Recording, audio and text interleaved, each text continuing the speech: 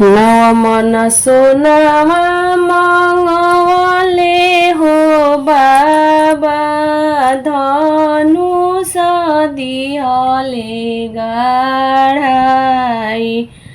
धनुष दिहले गाढाई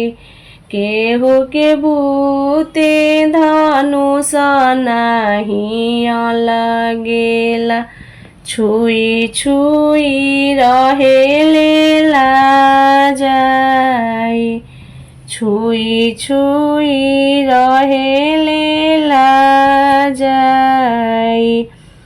देश ही देश के भूपति बटोरैले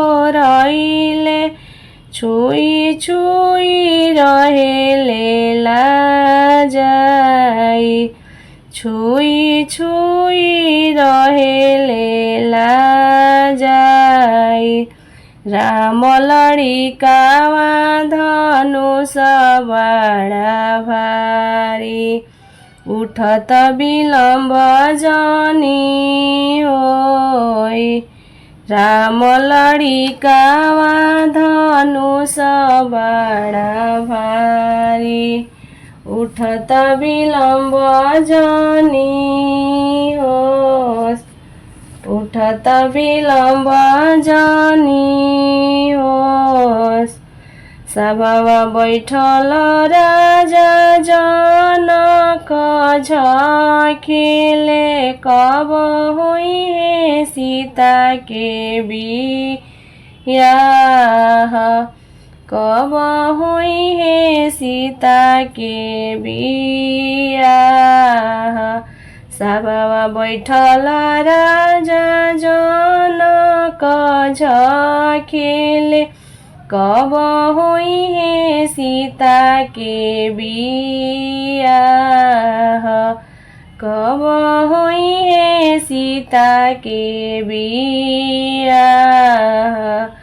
आरे राम लड़िकावा धनुष बड़ा भारी उठत विलम्ब जानी होई उठत विलम्ब जानी होई आतना वचन राम सुनहि न पावेले धनुषा करेले न खण्ड आतना वचन राम सुनहि न पावेले धनुषा करेले न खण्ड सुनहि न पावेले धनुषा करेले न खण्ड धनुषा करेले न खण्ड सभामा बैठल राजा जनक बिहसेले अब होई हे सीता के बियाह अब होई हे सीता के बियाह बाएं हाथ राम हो धनुषा उठावेले दाहिने करेले नव खण्ड दाहिने करेले नव खण्ड एक ही धनुषा अयोध्या में गिरेला दूसरे गिरेला परे आग दूसरे गिरेला परे आग तीसर धनुषा गंगा